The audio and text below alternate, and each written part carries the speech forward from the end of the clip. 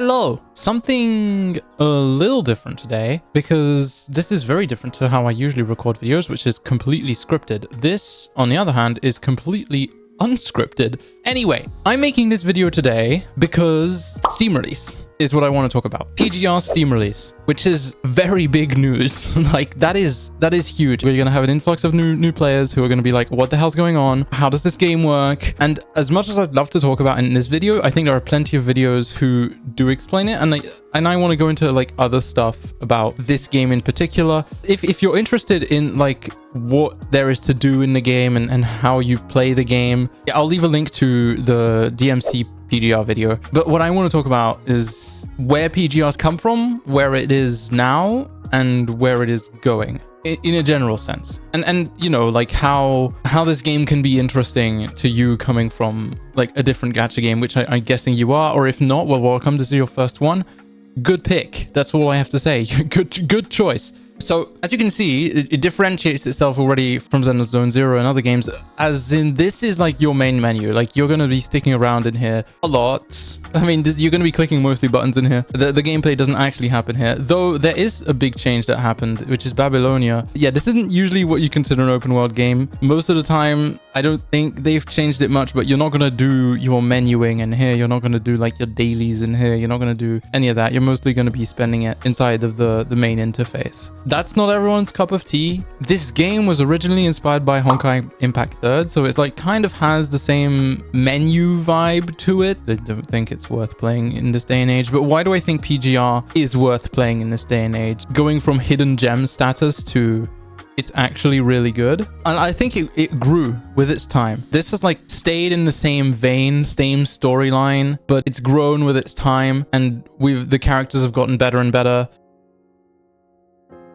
In the past, PGR felt really, I say, clunky, inconsistent. The characters weren't, hey Virgil. The characters weren't necessarily the smoothest gameplay you'll ever see. I mean, you can literally, the starting character, playing around with her, it doesn't feel like what PGR feels like in this day and age. You're gonna play it, you're gonna go, look, where are my abilities? The abilities are the stuff down here, right? But yeah, then you have to play match 3, so you have to ping this one, you have to get 3 in a row to just do this, and then you still do this kind of, but very much less so. And pinging 3 together usually had a better effect, blah, blah, blah. And while shit still looked good, I wouldn't really call it looking insanely cool. Like you generate the orbs and then you do the ult, and then it's like, wow, okay, holy shit, this is your starting character, right? The animations are quite good. But then you get into modern stuff, and you see all those characters, like they felt clunky to play. But to me, the real first breakthrough was Hyperreal and yeah, Stigmata. There she is. They had kits which were a lot more like synergistic with themselves, and you weren't like fighting yourself for stuff. But once you get the ball rolling, the kit kind of plays really nicely. And this like first really introduced the game and transitioned it from a single character thing with 2 supports that just kind of sit there. The other 2 were kind of just there to QTE and buff the character when it was on field. That's not the case anymore, because most DPSs now have this sort of built-in gauge, right? Well, you did your DPS phase, you came out of it, and now you have to fill this gauge back up. And once this gauge is full, you can go again. But in the time that you're filling up this gauge, you're kind of just wasting time on this character because they're not in their DPS. So that kind of introduced that concept, which kind of forced the other characters to start being more useful than just sitting around QTEing every so often. If you have heard about PGR, it's from this character specifically. This character is probably what got PGR on your radar. Crimson Weaver fighting the twins on Buried Light is probably the main video you've seen PGR from. The entirety of the gacha community reacted to it. Here's like the main issue I'm gonna raise as to why most people that tried PGR when the PC client came out didn't go through and didn't play it. We were so far behind. 1 year behind CN.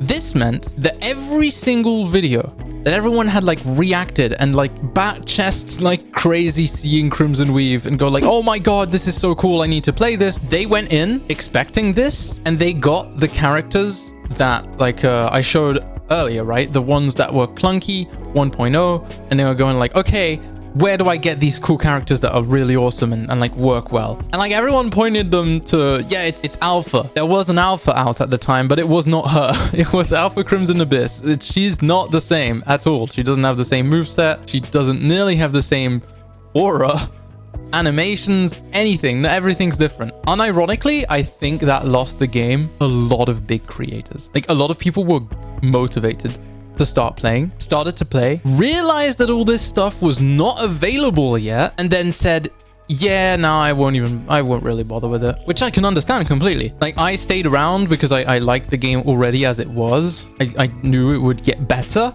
and I knew what I was saving for. So it wasn't that terrible of a wait for me, but that is, I think, the thing that cost PGR the most.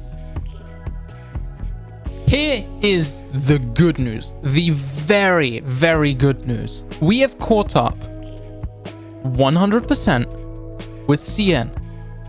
Our servers are now synced in terms of character releases, in terms of update days, maybe a few hours apart, as is normal with every gacha game. But we have global and CN. There is no longer two versions. We are now all synced up. We have every character all matching. You don't have to look at a character coming out in CN and going like, oh, wow, they look really cool. Would be awesome if I could get them. Yeah, but I'll have to wait a whole year, which is something we did. But then in 2025, they announced their synchronization plan, which was basically to cram several patches into one and give us triple rewards during those triple patches, double patches, depending on how many patches were crammed into one. And they were like, okay, we're really going to speed up the release schedule to, by the end of 2025, be completely synced up with CN. And so they rolled it out. I think it went perfectly. And so everything you see on everywhere is out now, unless it's a beta build, in which case usually the video will disclose it, but that doesn't even matter anymore because it's not like you have to wait a full year to come out. Other than that, why am I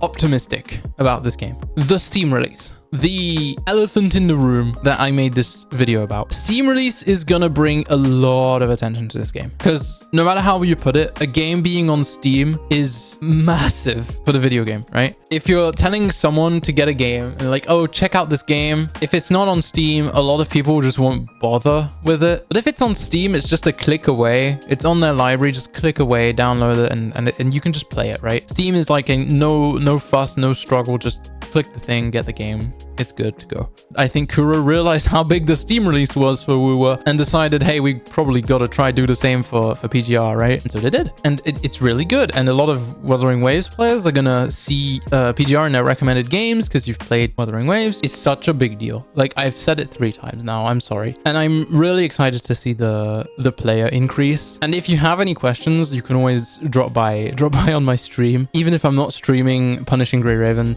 I will probably answer. There's also a Discord link somewhere on my Twitch page if you want to ask some questions pertaining to PGR on there. You can go join the Discord. There's a channel for PGR. So yeah, hopefully you enjoyed my rambling. I don't know how I'm going to edit this. This is all unscripted. All I had was like 5 points to get through. I didn't probably even get to all I wanted to say. So to get a more scripted and like thought out video, watch the Devil May Cry collab video that I did. It has like the information on what the game is about, why you should play it, etc, etc. So let me know if you enjoyed the format of just me yapping for when it's been 45-minute recording. Hopefully I can condense that down into 10 minutes. So yeah, hopefully you enjoyed. I'll see you all either on stream or in the next video. Hopefully I'll make a nice high quality video for the next one. Bye bye everyone. See ya. Bye bye bye bye bye bye.